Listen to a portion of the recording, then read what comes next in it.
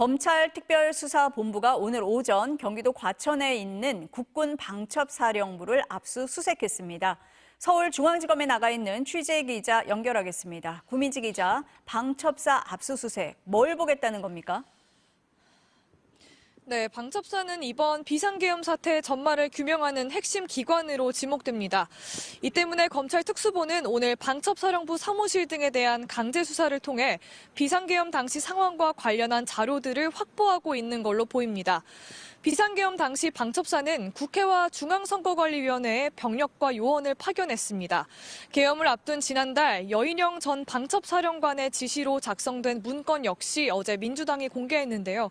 국회가 계엄 해제를 요구할 때 대통령이 거부권을 행사할 수 있는지를 비롯해 이 계엄을 사전에 치밀히 준비한 정황이 담겼다고 했습니다.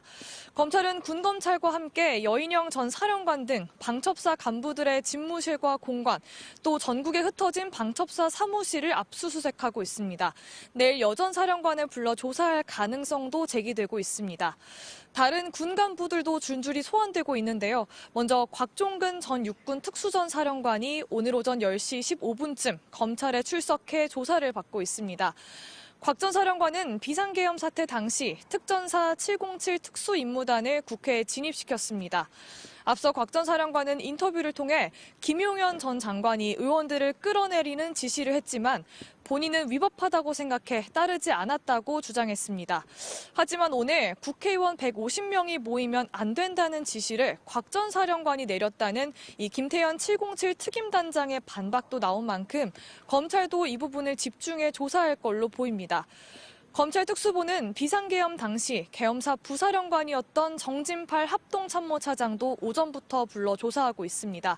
어제는 국회 정치활동을 금한다는 계엄포고령을 직접 발표한 박안수 육군참모총장을 조사했고 이상현 육군특전사 제1공수 여단장, 또 김창학 수방사 군사경찰단장 등 군 간부에 대한 조사도 이어졌습니다.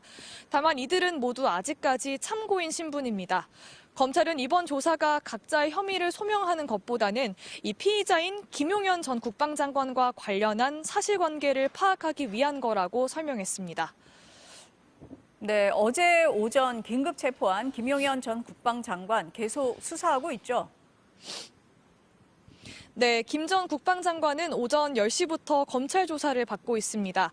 어제도 7시간가량 조사를 받은 뒤 새벽 0시 20분쯤 귀가했는데요. 세 번째 조사를 위해 9시간여 만에 다시 김 전 장관을 소환한 겁니다. 김 전 장관은 윤석열 대통령의 위임을 받아 비상계엄을 주도했다고 지목된 인물이죠. 윤 대통령의 고등학교 1년 선배이기도 한데요. 이 비상계엄 사태의 핵심 세력인 이른바 충암파의 좌장으로 꼽힙니다. 김 전 장관은 탄핵소추안이 국회에서 부결된 이후인 어제 새벽 갑작스럽게 검찰에 자진 출석해 긴급 체포됐습니다. 검찰이 갖고 있던 휴대폰도 압수했는데 조사 직전에 교체한 이른바 깡통폰이었습니다. 김 전 장관은 윤 대통령에게 계엄 선포를 건의하고 또 포고령에 따라 계엄군의 국회 진입을 지휘했다면서도 위헌 위법성은 없다고 주장한 걸로 알려졌습니다. 특수본은 오늘도 김 전 장관을 상대로 윤 대통령에게 어떤 지시를 받았는지 또 계엄군 지휘부에 어떤 명령을 내렸는지 집중 추궁하고 있는 걸로 전해졌는데요. 이르면 오늘 오후 김 전 장관에 대한 구속영장을 청구할 걸로 보입니다. 내란죄는 법정형이 최대 사형인 중대범죄이고 또 비상계엄 이후 휴대전화를 교체했다는 점에서 증거인멸과 도주 우려도 있다는 판단입니다. 지금까지 서울중앙지검에서 전해드렸습니다.